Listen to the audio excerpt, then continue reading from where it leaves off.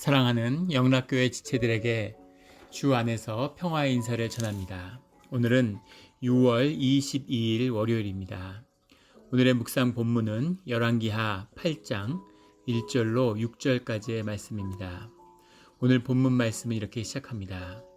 엘리사가 이전에 아들을 다시 살려준 여인에게 이르되 수넴 여인이라고 알려져 있는 엘리사를 선대하고 하나님의 복을 받은 여인이죠. 그의 여인에게 늦게 주어진 기적의 아들이 죽었다가 다시 하나님의 은혜로 살아나는 그런 이적을 경험하였습니다.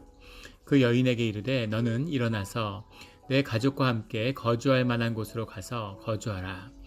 여호와께서 기근을 부르셨으니 그대로 이 땅에 7년 동안 임하리라 하니 7년 동안 이스라엘 땅에 큰 기근이 임하니까 다른 지역에 가서 그 기근을 피하라고 알려주는 것이죠. 주님의 은혜가 이 여인의 가정에게 임하고 있는 겁니다. 이스라엘의 하나님이 다 사랑을 받고 있죠. 하지만 이 징계 때 이 여인과 이 여인의 가족은 그 징계를 면했다는 것이죠. 이것이 엘리사에게 임한 은혜고 이 수넴 여인에게 임한 은혜입니다. 어려운 때 주님의 특별한 은혜를 누리는 우리 모두가 되기를 예수 그리스도의 이름으로 축원합니다. 2절에 여인이 일어나서 하나님의 사람의 말대로 행하여 그의 가족과 함께 가서 블레셋 사람들의 땅에 7년을 우거하다가 그 7년 기근 동안에 블레셋의 땅에 가서 이 7년 기근을 피하였다는 거죠. 이때의 기근이라는 것은 단순히 지금처럼 무슨 고깃값이 오르고 야채값이 오르는 그런 것이 아닙니다. 기근이 오면 인구의 절반, 3분의 2가 굶어 죽는 참혹한 것이죠. 이 어려움을 벗어나서 은혜 속에서 이 시간을 보낸 거죠. 3절에 7년이 다음에 여인이 블레셋 사람들의 땅에서 돌아와 자기의 집과 전토를 위하여 호소하려 하여 왕에게 나아갔더라. 집도 있고 땅도 전토도 크게 가지고 있었겠죠. 부유한 집이었으니까. 그런데 7년을 비워둔 새에 다른 사람들이 집도 땅도 차지했다는 겁니다. 그래서 그 땅을 차지하고 있으니까 집과 땅을 되돌려 받기 위해서 그것을 호소하기 위해 왕한테 나간 것이죠. 집과 땅을 버리고 다른 나라로 갈 때는 언제고 이제 와서 다시 땅을 돌려달라고 하느냐 이렇게 생각할 수도 있지만 이것은 율법에 따라서 7년이 됐기 때문에 원래의 소유 분깃으로 받은 땅을 주님의 이름으로 회복돼야 하는 것이죠.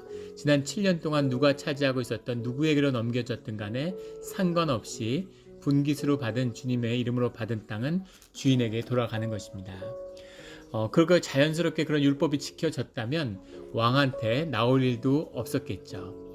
왕에게 호소하려 나왔다는 것은 자기 고향으로 돌아가 보니까 땅도 집도 되찾을 수가 없는 상황인 거죠. 사람들의 마음은 기근 끝에 강팍해져 있겠죠. 살겠다고 도망가서 이제 와서 무슨 땅과 집을 찾겠다 그러느냐, 어려울 때 우리랑 같이 안 있었으면서 아마 이런 마음이었을 수도 있고, 또 창을 차지한 사람들이 율법을 무시하고 땅을 돌려주지 않겠다 그러면 완력으로 찾겠습니까? 어떻게 하겠습니까? 그러니까 하나님의 율법을 회복시켜 달라고 그 왕에게 나가서 호소하는 것입니다.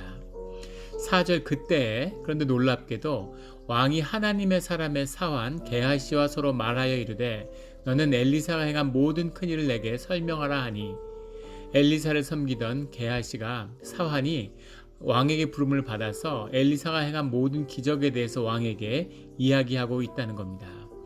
엘리사는 기근의 끝이었으니까 이 기근이 풀어지는데 또 이스라엘이 아람의 침략을 받았을 때 또 자신이 목숨의 위협을 처할 때마다 하나님의 사람에게 도움을 받으니까 도대체 엘리사는 어떤 사람이며 엘리사에게 임하는 하나님의 은혜는 무엇일까 하는 것이 궁금했겠죠. 그리고 이 기근이 끝에서 이 기근이 끝나야 하는 섭리를 알고 싶었던 그런 호기심도 있었을 겁니다. 그래서 엘리사는 부른다고 오지도 않고 하나님의 사람이죠. 하나님이 가라 그러면 가고 왕이 부른다고 오고 이런 사람이 아니니까 사환 게하시를 불러서 엘리사에 대해서 알아보고 있는 중이었던 것 같습니다. 근데 바로 그때 그 여인이 왕궁에 들어왔다는 거죠. 게하시가 곧 엘리사가 죽은 자를 다시 살린 일을 왕에게 이야기할 때 그 다시 살린 아이의 어머니가 자기 집과 전토를 위하여 왕에게 호소하는지라. 그 어머니와 살린 아들이 나와서 호소할 때 게하시가 그 이야기를 하고 있었다는 겁니다. 기가 막힌 타이밍이죠. 게하시가 이르되 내 주 왕이여 이는 그 여인이요 저는 그의 아들이니 곧 엘리사가 다시 살린 자니이다. 이렇게 얘기하는 겁니다.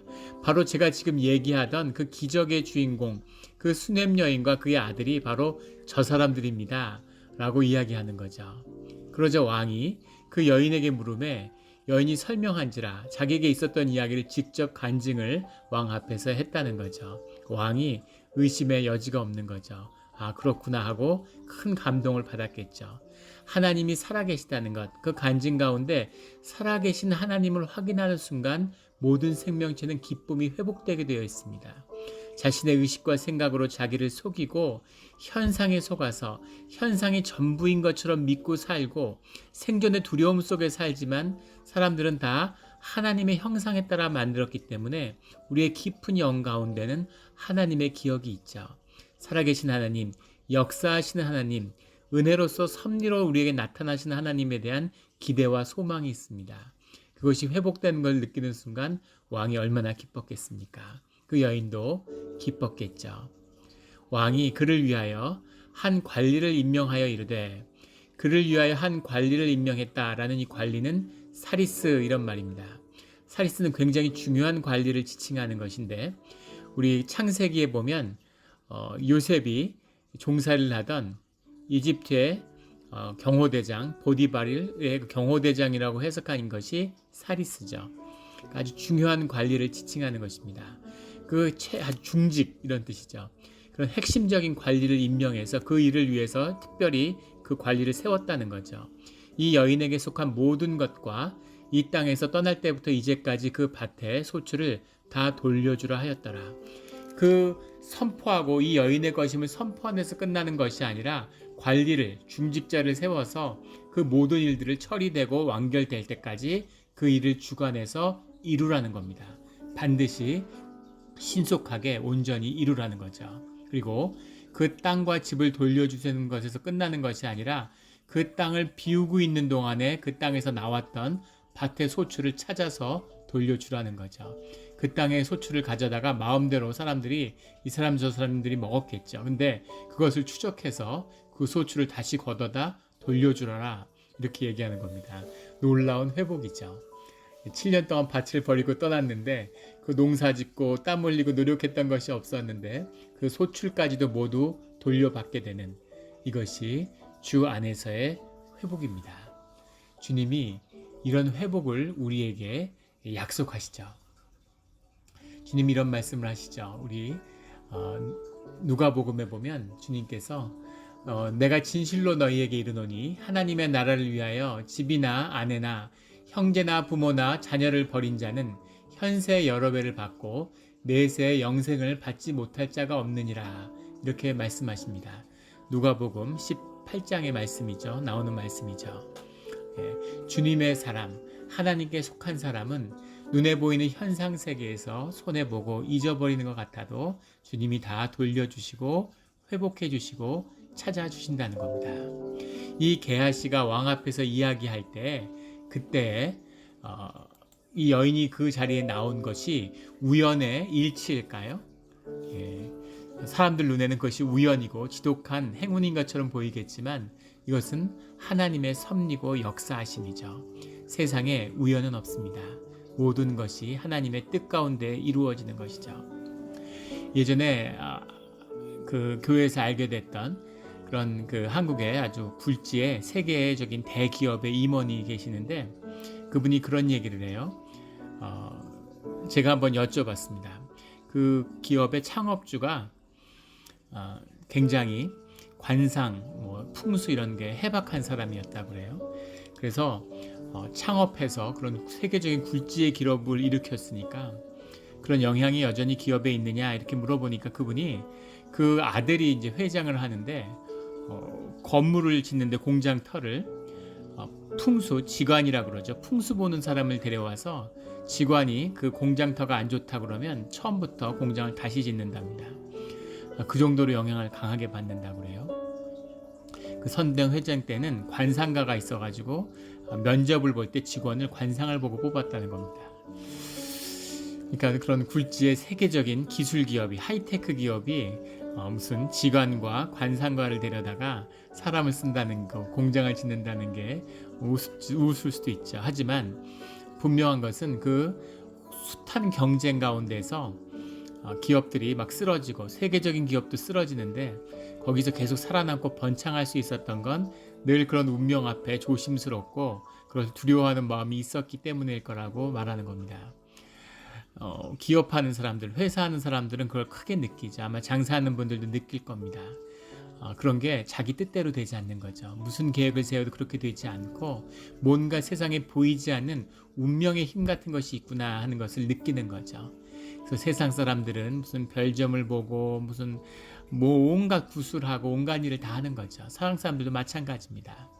프랑스가 프랑스 대혁명을 통해서 종교를 몰아냈다고 큰 소리 치지만 프랑스에 가보면 지하철역에 한 절반은 타로점 거는 광고인 것 같아요. 운명 앞에 다들 두려움을 느끼는 거죠. 세상에 보이지 않는 뭔가 이런 운명의 힘이 있다는 걸 느끼는 겁니다. 그런데 그 모든 운명의 힘의 주인은 바로 하나님이시라는 겁니다. 예전에 우리 교회에 계셨던 또 교회를 통해서 알게 됐던 한 장로님이 그런 고백을 하시는 걸 기억합니다. 간증이셨는데 이분이 회사 중역으로 있다가 이제 옷을 벗고 나와야 될 나이가 된 거죠. 한국에서는 50 넘으면 회사에서 이제 눈치 보이는데 그때 IMF가 와서 회사가 굉장히 어려워졌다는 거예요. 그래서 그 기업이 대기업이 쓰러지고 기업 계열에서 회사가 분리되고 풍전등화의 위기에 있는데 본인의 직장이 문제가 아니라 회사가 무너지느냐 마느냐 하는 위기에 처했다는 거죠. 온갖 우여곡절이 있었는데 이분이 회사에서 나와야 될 줄 알았는데 오히려 회사의 대표가 되고 그 회사를 잘 이끌어서 그런 그 독립된 기업도 이제 대기업이 됐는데 기업의 그 회장으로 대표로 이렇게 회사를 이끌어 가시는 거예요. 믿을 수가 없는 하나님의 은혜다. 늘 두려운 마음이 있다. 이런 고백을 하시는 것을 제가 들었던 기억이 있습니다. 또 은행원으로서 은행 지점장을 하고 하나 부러울 것도 없이 떵떵거리고 잘 살았는데 그런데 IMF가 오고 은행이 쓰러지고 이런 어려움 가운데 해고가 되고 남편이 우울증에 걸려서 아무 일도 아니고 먹고 사는 문제도 아닌데 집에 계속 방에 나오지 않고 누워있다가 병으로 먼저 앞세우는 이런 비통한 얘기로 눈물을 흘리는 그런 권사님의 간증도 들은 적이 있습니다. 주님 안에 있다고 해서 좋은 일만 있는 것은 아니죠. 또 현상적으로 또 어려운 일만 있는 것도 아닙니다. 하지만 그 모든 것이 주 안에서 연합해서 주님의 선을 이루어가는 것이죠. 환난을 겸해서 축복을 받으며 영생을 허락받는 주님의 인도하시는 은혜가 있는데 주님은 우리를 구원하시고 영생의 길로 인도하시지만 작은 일 하나하나에도 간섭하시며 또 은혜를 베푸시는 그런 주님이시라는 사실입니다. 그것을 오늘 우리가 기억해야 할 이 수넴 여인의 이야기에 하나님의 우리에게 주시는 말씀이죠. 작은 일, 세상에 보이는 작은 우연같이 보이는 일도 주의 은혜를 만나는, 주님의 축복을 만나는 그런 사건이 된다는 거죠. 우리의 믿음 안에서. 이런 수넴 여인의 축복이 오늘 우리의 축복이 되기를 예수 그리스도 이름으로 축원합니다. 아멘.